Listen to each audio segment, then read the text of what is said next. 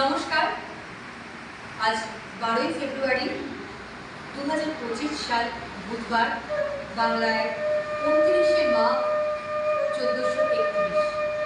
আজ মাঘী পূর্ণিমা। এই মাঘী পূর্ণিমা হিসেবে ধরা হয় আমাদের নাট্যশাস্ত্র প্রণেতা ভরতমুনির জন্মতিথি হিসেবে। নাট্যশাস্ত্রের প্রধান লক্ষ্যই হল মানুষের মনে মৌলিক আনন্দ দান, আর দ্বিতীয় লক্ষ্য হল সনাতন ধর্মের চতুর্বর্গ অর্থাৎ ধর্ম, অর্থ, কাম ও মোক্ষের কথা এই শাস্ত্রের মাধ্যমে সহজভাবে প্রকাশিত হয়। ত্রেতা যুগে মানুষ যখন দুঃখে কাতর হয়ে উঠেছিল, তখন ইন্দ্রের অনুরোধে প্রজাপতি ব্রহ্মা 4 বর্ণের মানুষের মনে লৌকিক আনন্দ দিতে ভরতমুনিকে এই নাট্যবেদ রচনার আদেশ দেন। নাট্যশাস্ত্র মানে নাটক, কিন্তু এই শাস্ত্রের সঙ্গে যুক্ত রয়েছে সঙ্গীত, নৃত্য এবং অন্যান্য শিল্পকলা। ভরতমুনি এর স্রষ্টা, তার জন্য একে ভরত শাস্ত্র বলা হয়। 4 বেদ থেকে কিছু কিছু অংশ নিয়ে এই শাস্ত্রের রচনা। ঋগ্বেদ থেকে পাঠ্য, সামবেদ থেকে সঙ্গীত, যজুর্বেদ থেকে অভিনয় এবং অথর্ববেদ থেকে রসের সমষ্টি হল নাট্যবেদ। নাট্যশাস্ত্রে আছে 36টি অধ্যায়, 6000 শ্লোক। এই গ্রন্থে script, acting, composition, makeup, costume, music এবং রিকুইজিশন অর্থাৎ একটি নাটক অভিনয়ের জন্য যা যা দরকার সবকিছু পুঙ্খানুপুঙ্খভাবে উল্লেখ আছে। নাটকের মূল দুটি বিষয় হল রস এবং ভাব। এই গ্রন্থে 6ষ্ঠ এবং 9ম অধ্যায়ে এই বিষয়ে বর্ণনা রয়েছে। ভরতমুনির মতে নাট্যশাস্ত্রের নবরস হল শৃঙ্গার, হাস্য, করুণ, রৌদ্র, বীর, ভয়ানক, বিভৎস এবং অদ্ভুত। এই নবরসের সমাহারই হল নাটক। ভরতমুনির প্রদর্শিত পথ ধরেই এদেশে নাট্যশাস্ত্রের বিকাশ লাভ ঘটিয়েছে মহাকবি কালিদাস, ভাস, শূদ্রক, বিশাখ দত্ত, ভবভূতি, গিরিশ ঘোষের মতো নাট্যকারেরা। পৃথিবীর অন্যান্য দেশও আমাদের অনুকরণ ও অনুসরণে সে দেশে নাট্যশাস্ত্রের বিকাশ ঘটিয়েছে, নিজেদের প্রবুদ্ধ করেছে। তাই সমগ্র বিশ্বের নাট্যশাস্ত্রের জনক ভরতমুনিকে জানায় বিনম্র শ্রদ্ধাঞ্জলি।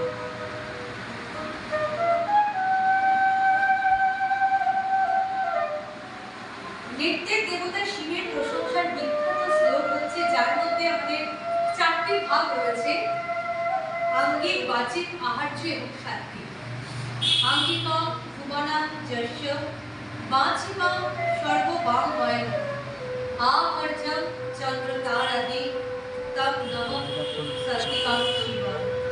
আঙ্গিকাং অর্থাৎ দেহ, ভুবনাং অর্থাৎ মহাবিশ্ব, যস্য মানে কারণ, বাচিকং বক্তৃতা, সর্ব সকল, মনায়ং মানে ভাষা, আহার্যং অলঙ্কার, চন্দ্র চাঁদ, তারা তারকারা, আদি ইত্যাদি, বন্দে মানে নম, সাত্ত্বিকং বিশুদ্ধ, শিবং অর্থাৎ ভগবান শিব। উপরের শ্লোকের অর্থ হল, আমরা সেই ভগবান শিবকে প্রণাম করি যার দেহ সমগ্র ব্রহ্মাণ্ড, যার ভাষা সমগ্র বিশ্বের ভাষা এবং যার অলঙ্কার স্বয়ং চন্দ্র তারা ইত্যাদি।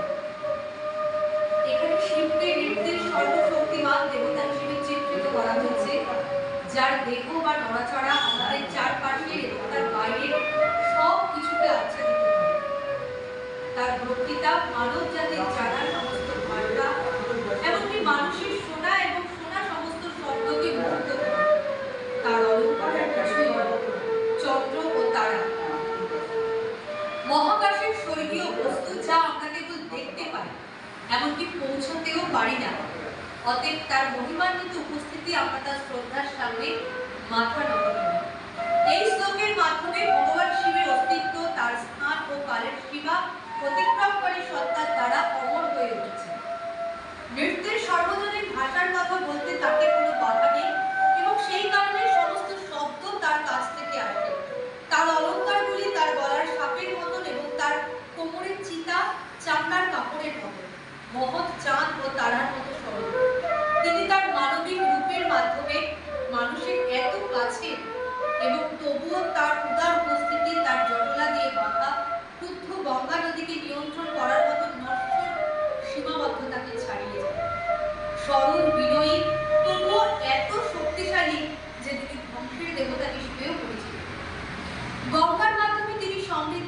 অর্ধচন্দ্রের মাধ্যমে তিনি দানশীলতার প্রতিনিধিত্ব করেন।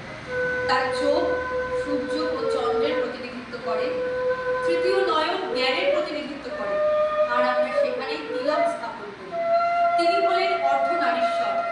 তার ডান কান পুরুষের রত্ন এবং বাঁ কান নারীর রত্ন ধারণ করে। তার সাপ কুণ্ডলিনী শক্তির প্রতিনিধিত্ব করে।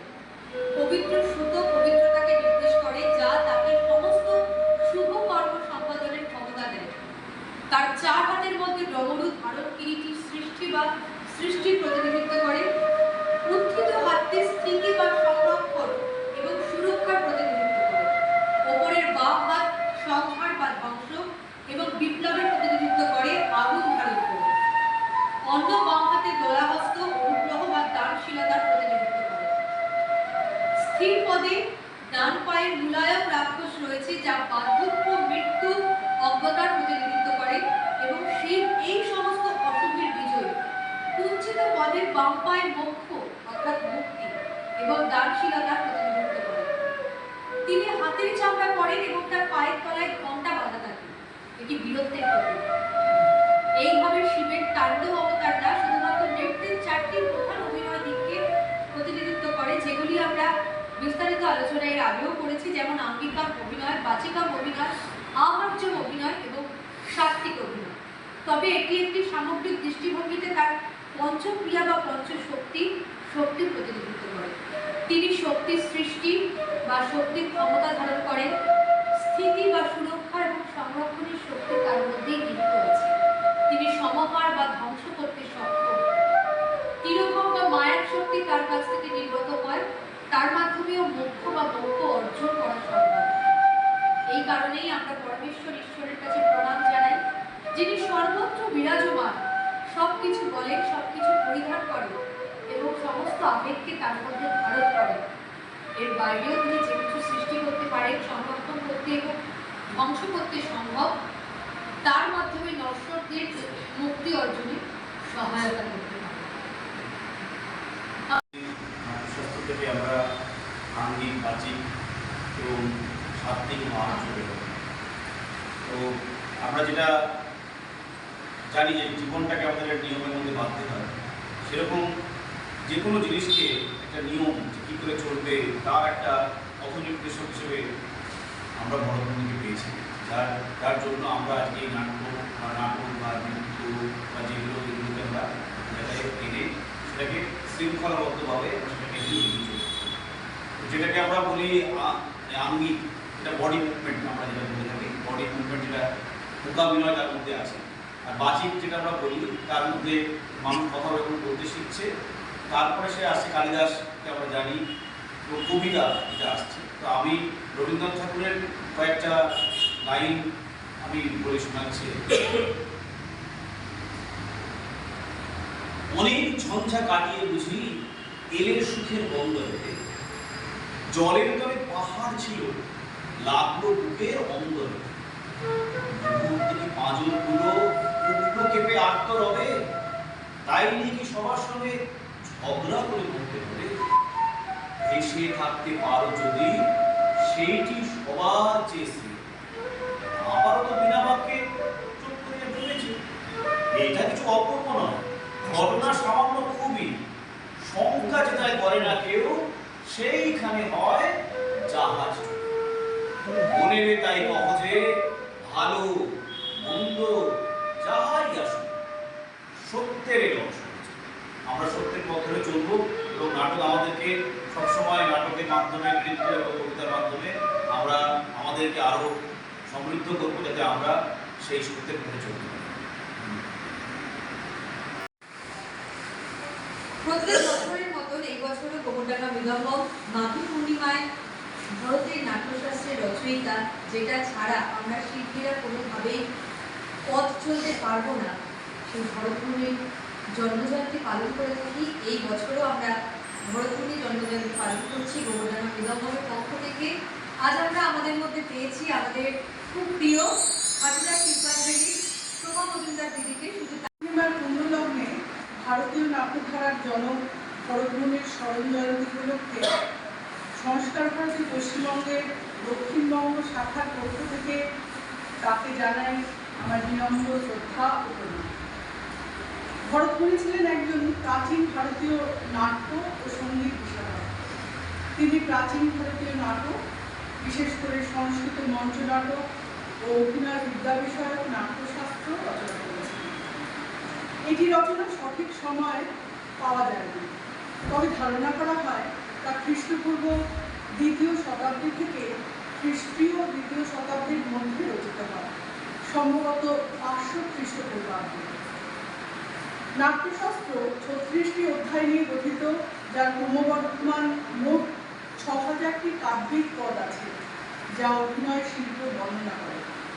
নাট্যশাস্ত্রের কেন্দ্রবিন্দু ছিল নৃত্য ও নাটকের উপর, যার সহায়ক ছিল সঙ্গীত। শিরোনামে দুটি সংস্কৃত শব্দ নাট্য এবং শাস্ত্র এর সংমিশ্রণে গঠিত। নাট্য বলতে নৃত্য ও নাটকের কৌশল বোঝায় এবং শাস্ত্র বলতে বিজ্ঞান বোঝায়। গ্রন্থটির অন্তর্ভুক্ত বিষয়গুলির মধ্যে রয়েছে নাটকীয় রচনা, নাটকের কাঠামো এবং এটি পরিচালনা করার জন্য মঞ্চ নির্মাণ, অভিনয়ের ধরন, শরীরের নড়াচড়া, সাজসজ্জা করা এবং পোশাক, শিল্প পরিচালকের ভূমিকা এবং লক্ষ্য, বাদ্যযন্ত্রের স্কেল, বাদ্যযন্ত্র এবং শিল্প কর্মক্ষমতার সঙ্গে সঙ্গীতের একাত্মতা। ভরতমুনি রস, ভাব, অনুভবের মাধ্যমে শিল্পী এবং শ্রোতার মধ্যে সম্পর্ক ব্যাখ্যা করেছেন। তিনি 8 ধরনের রস এবং তাদের সাথে সম্পর্কিত ভাব অর্থাৎ আবেগ ব্যাখ্যা করেছেন। এছাড়াও পরিচালক এবং দর্শকদের মধ্যে সম্পর্ক, নাটকের গঠন, অভিনয়ের কৌশল, মঞ্চের মাত্রা এবং আলোর সাথে সাজসজ্জা এবং হলের আকার এবং দর্শকদের বসার ব্যবস্থা নিয়েও আলোচনা করা হয়েছে নাট্যশাস্ত্রে। নাট্যশাস্ত্রটি শিল্পকলার উপর প্রাচীন বিশ্বকোষীয় গ্রন্থ হিসেবে উল্লেখযোগ্য, যা ভারতের নৃত্য, সঙ্গীত এবং সাহিত্য ঐতিহ্যকে প্রভাবিত করেছে। সংস্কৃত অলঙ্কার শাস্ত্রে 10টি গুণের উল্লেখ করেছেন, যার মধ্যে নাটক একটি। এছাড়া ভরত কিছু রস ও অভিব্যক্তির বিষয়ে আলোকপাত করেছেন, যা ভারতীয় নৃত্য, সঙ্গীত ও মঞ্চ নাটকের বৈশিষ্ট্য বর্ণনা করে। তিনি ভরতনাট্যম নৃত্যনাট্যের প্রবর্তন করেছেন বলেও অনুমান করা হয়। আমরা সকল শিল্পীর পক্ষ থেকে ভরতমুনির উদ্দেশ্যে জানাই সশ্রদ্ধ প্রণাম এবং শ্রদ্ধা।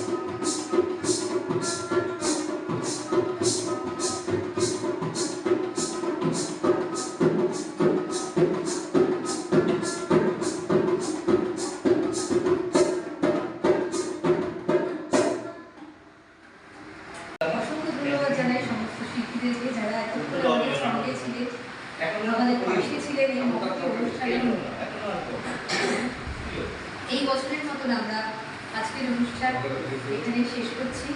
সকলে ভালো থাকবে, সুস্থ থাকবে, সুস্থ সংস্কৃতির সঙ্গে থাকবে, শিল্পের সাথে থাকবে।